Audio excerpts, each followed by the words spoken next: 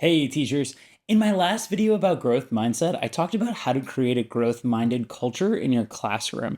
Today, I'm going to talk about how you can create a growth-minded culture amongst staff members throughout the entire school. This video is going to be helpful for you if you're a teacher, leader, an administrator, or just somebody who wants to set a good example. As a reminder, our goal here is to create an environment where continuous improvement is valued more than just looking smart.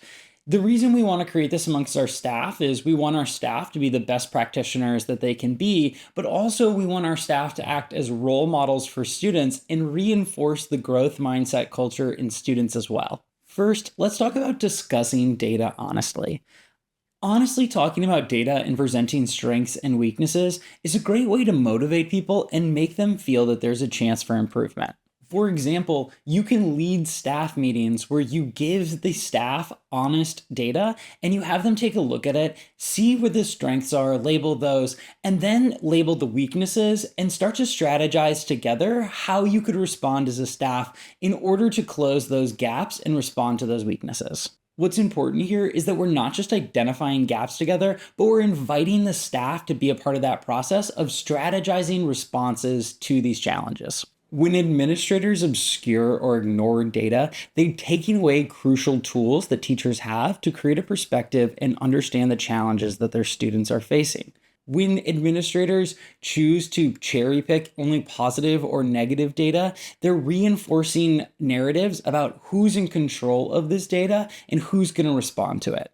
When we have open, honest communication where you can set the data out in front of everyone and treat everyone as a practitioner on the same page, you're going to get more effort and buy-in from your staff. This leads me to my second point, which is respecting and recognizing effort over results. Recognizing effort instead of just outcomes has been shown to foster a growth mindset.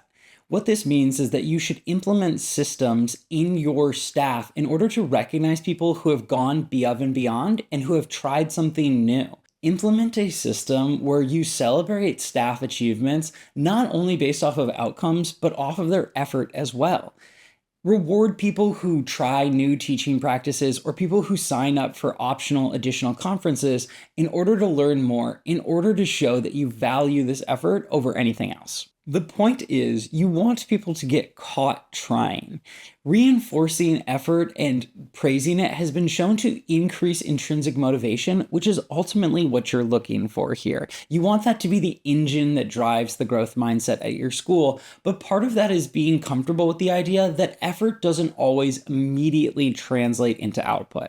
This leads me to my third point, which is that you need to allow a culture of experimentation and risk-taking and know that failure is a possibility of these risks. Part of respecting effort is allowing for experimentation and knowing that things aren't always going to work out the first time. Anytime we invite an experiment, there is a chance for failure here. When we embrace that and understand that it's a part of the process, people are more encouraged to experiment and try out new things. Something you can do is encourage coaches to encourage their teachers to go outside of their comfort zone and take on instructional strategies that might go beyond what they typically would do.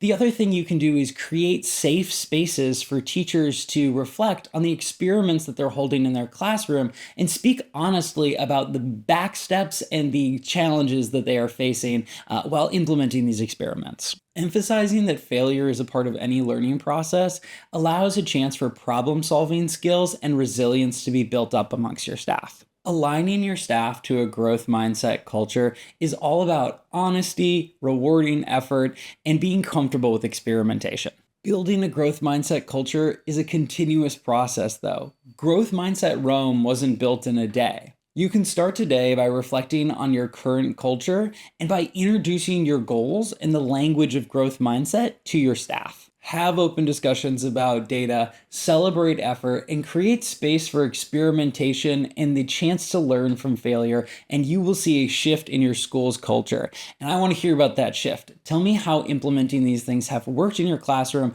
or any questions you might have about how to spread this to your staff.